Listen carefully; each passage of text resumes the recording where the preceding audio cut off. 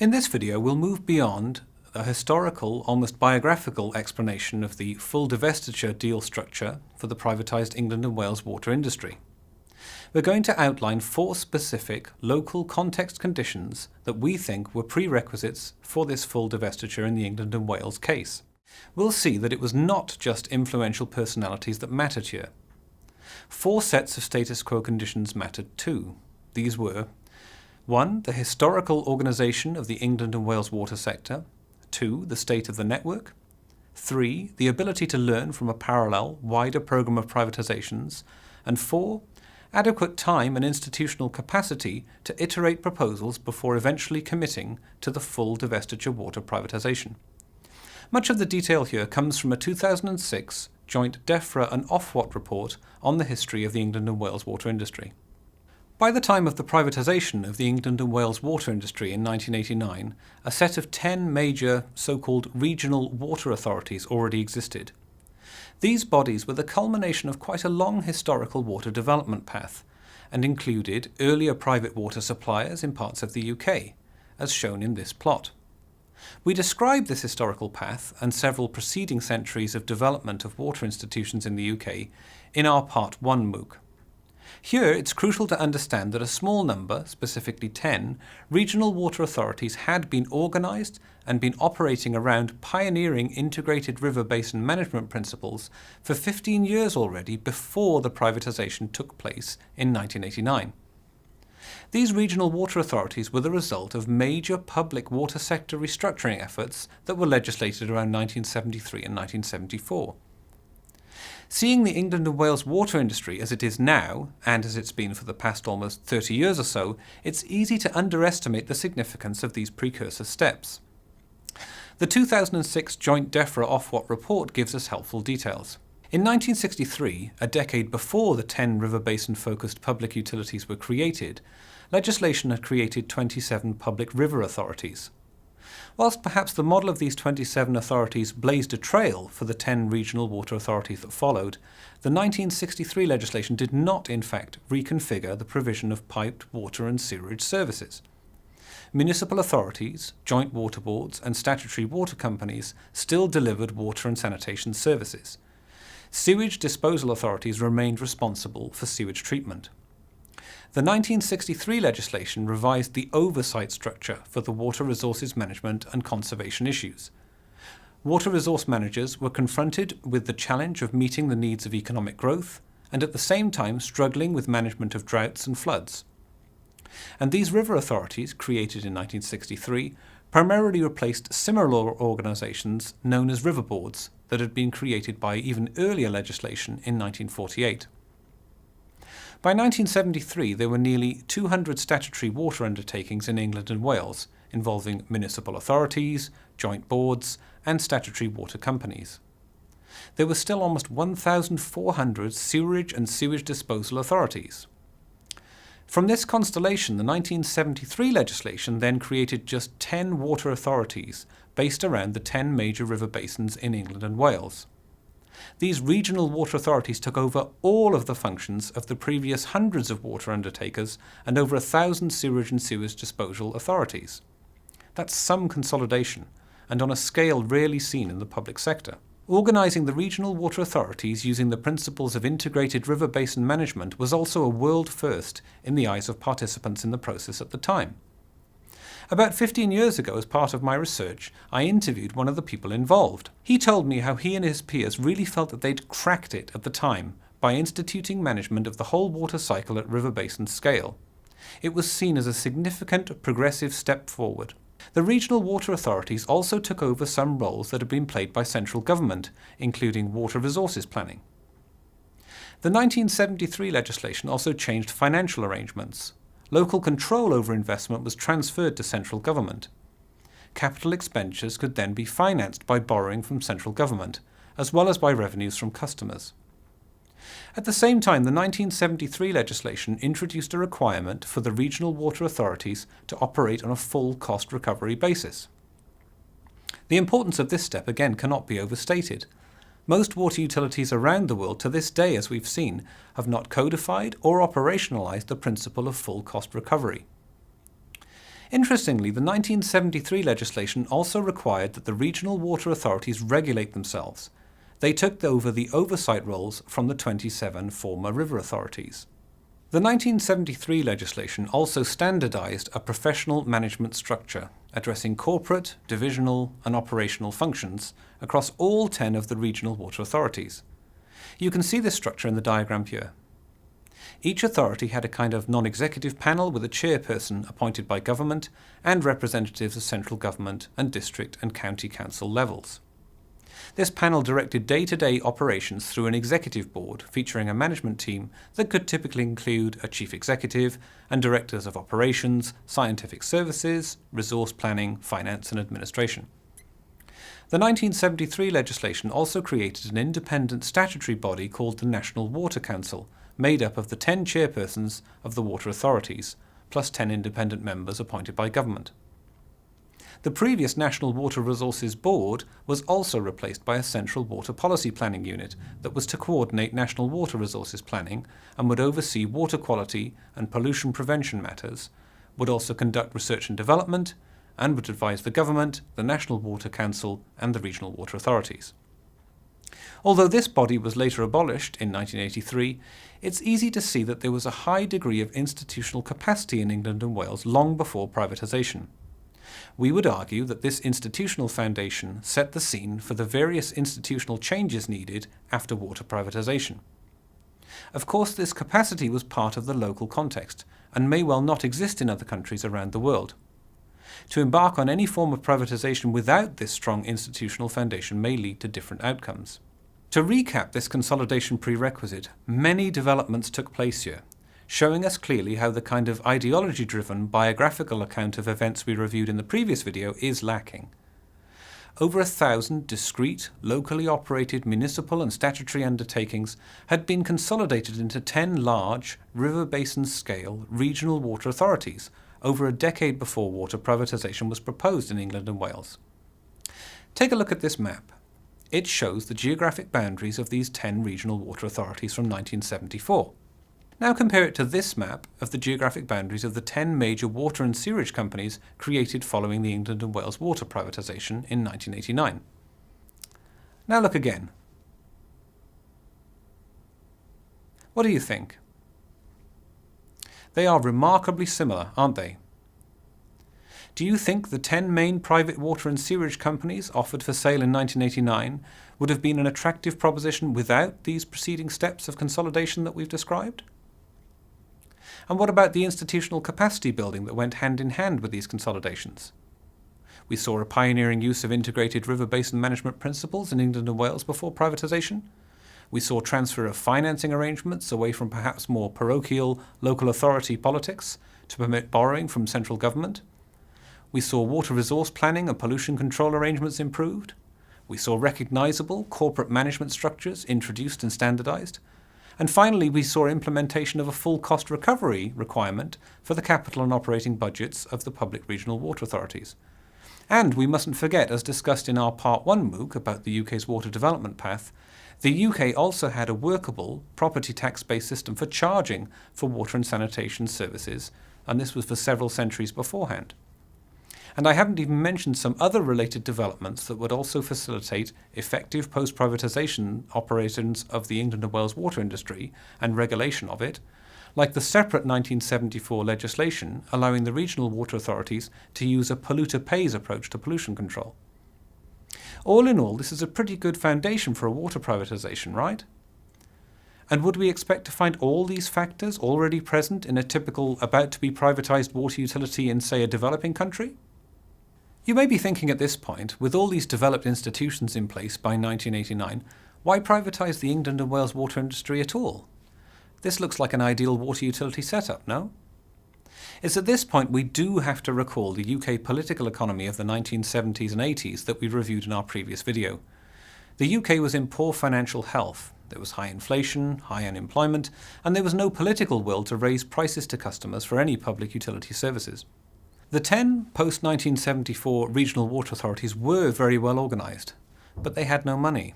and they could not raise capital for network maintenance or improvements because there wasn't political will to raise tariffs, and the central government did not have financial resources to provide further subsidies. And yet repairs and enhancements were badly needed. This photo is from a decade before the water privatisation. Please excuse the quality. It comes from a 1979 annual report by the North West Water Authority that serves Manchestershire and the surrounding North West of England region. It shows a road failure due to a sewer collapse in Middleton, Manchester. Such failures were not uncommon. The joint DEFRA-Ofwat history of the industry notes that in 1986, North West Water Authority had, on average, 23 such serious sewer collapses per 100 kilometres of sewer each year. Neighbouring Yorkshire Water Authority to the east was even worse. It had 64 significant sewer collapses per 100 kilometres of sewer per year. The overall UK average was 16.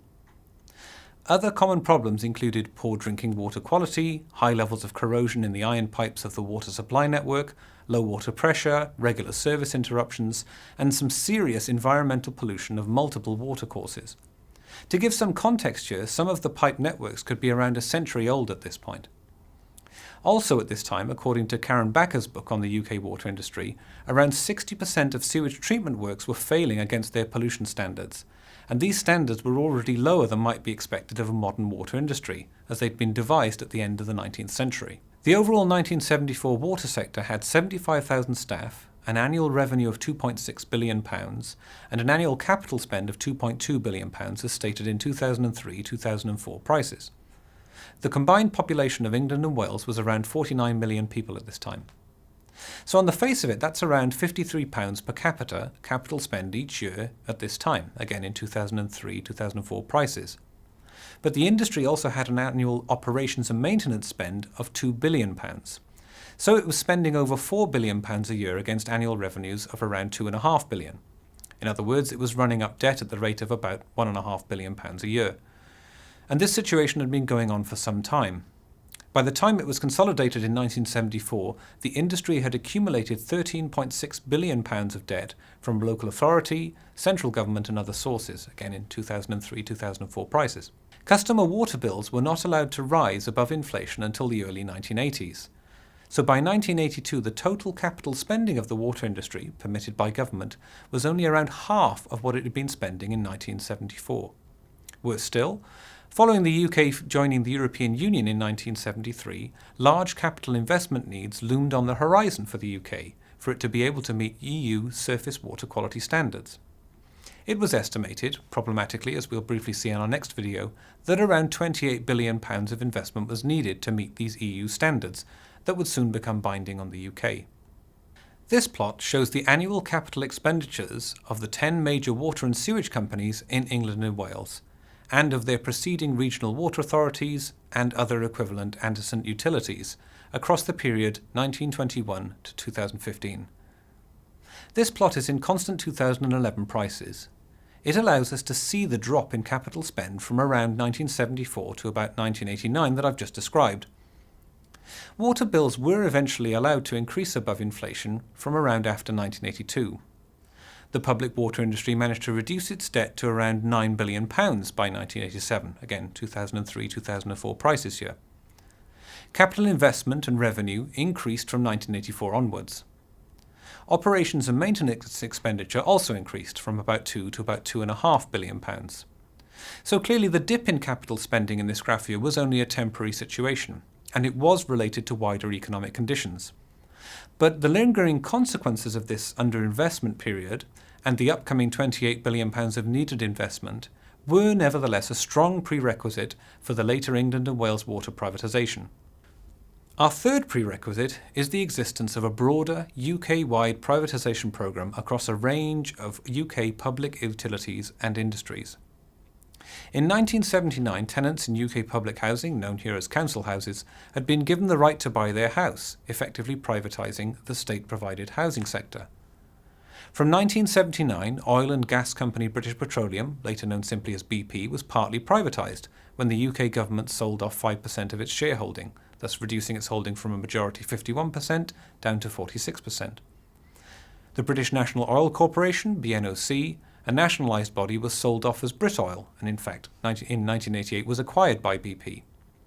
The national telecoms industry, British Telecom or BT, was privatised in 1984, as well as the gas sector in 1986, airports in 1987, electricity in 1989, and others that followed.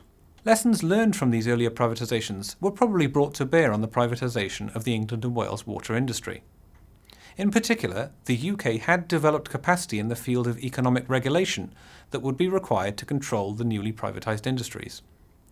We'll return to this more in a later session, but here we should mention that especially the UK had innovated in new forms of economic regulation in an attempt, in theory at least, to incentivise utilities to operate and invest more efficiently. Nevertheless, it has been rightly argued that in spite of this experience, water was still different from the privatisations that preceded it. For water, the privatisation would involve the creation of 10 new private companies, and not simply the creation of a single private company to replace a single state actor. Privatising telecoms, for example, was also easier to justify in that it was seen as being able to transition to a competitive commercial market quite quickly, particularly due to the fast pace of change in telecoms-related technologies.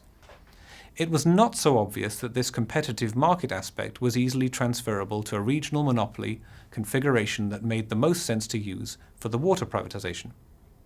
The new private water companies also were known to need to make large capital investments to meet EU environmental goals, which was different from other earlier privatisations again. Due to the ongoing wider programme of privatisations, there was also the time and the skills and capacity and willingness not to have to get the proposals for the England and Wales water privatisation right first time, as it were. Indeed, the first proposals in a UK Government Department of Environment discussion paper around 1986, there the proposal was simply to sell off the entire existing regional water authority model. This would have meant the new private water companies in 1989 operating as both poacher and gamekeeper, as I've heard it described. The private firm might pollute the environment, but would also be responsible for monitoring, reporting and controlling its own potentially polluting activities. This was seen as unacceptable. In the 1987 Conservative Party manifesto, this proposal was modified. It promised a separate, independent environment regulator would be formed for the water privatisation. This would be the National Rivers Authority, which later transformed into the wider-ranging Environment Agency that we have here in the UK today. Whilst seen as necessary to have an independent body regulate the wastewater discharge and watercourse quality standards of a firm operating in the private sector, this step was criticised as undermining the earlier triumph of integrated river basin management. No longer would a single public authority be responsible to manage the whole water cycle within its river basin boundaries. A commentator I spoke to remembers how deflated he felt after years of championing this principle when he saw the exact wording of the legislation simply stating, "The loss of integrated river basin management is regrettable, full stop." At the same time, the 1986 discussion paper included many elements that did make it all the way into the 1989 Water Act legislation that underpinned the England and Wales water privatisation. In part, this was because the government had commissioned a report into economic regulation options in 1986. The 1986 discussion paper was therefore able to propose many of the elements that were finally enacted in 1989. First, it was proposed that the performance of the 10 private water firms should be periodically benchmarked against each other to incentivise better performance. This approach is called comparative competition.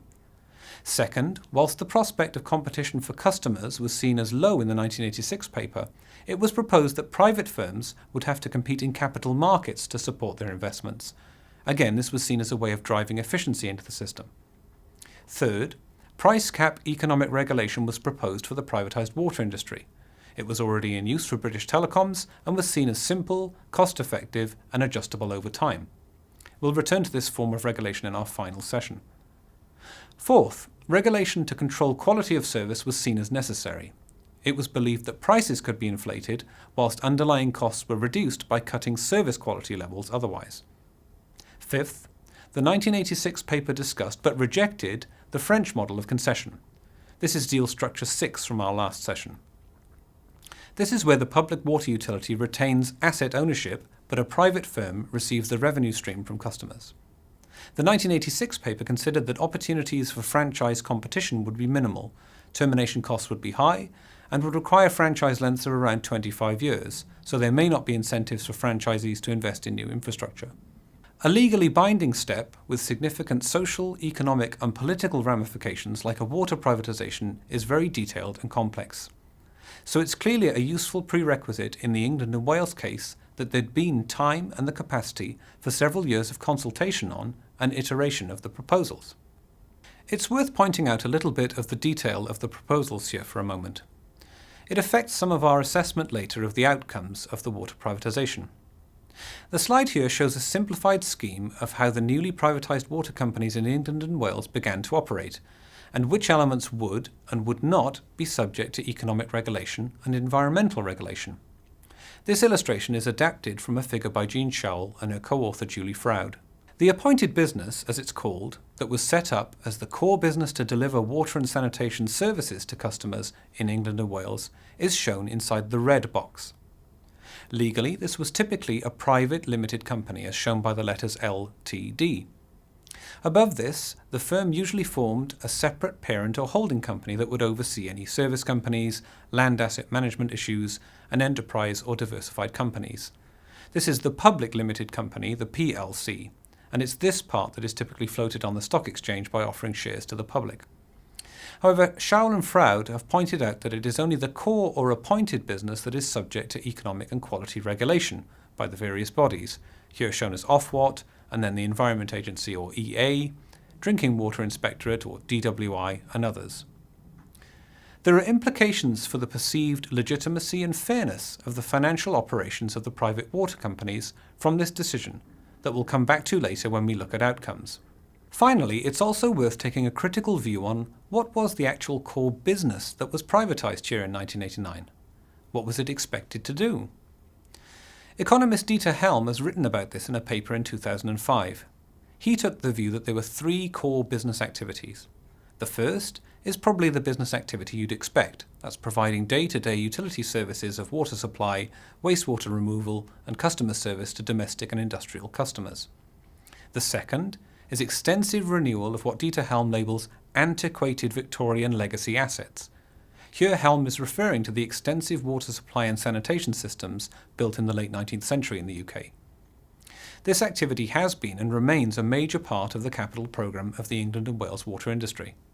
So much so, in fact, that Helm asks the question in this paper as to whether the appointed business is actually more of an infrastructure investment business, where water and wastewater products and the customer service that accompanies them is in reality only a marginal cost. This is a controversial point that is disputed by some inside the water industry. Nevertheless, it's interesting to consider as it relates to the implicit incentive structure in the sector and may give us a good idea as to some of the investment behaviours and problems we might later expect to encounter. The third business, Helm argues, was not sufficiently accounted for at the time of privatisation.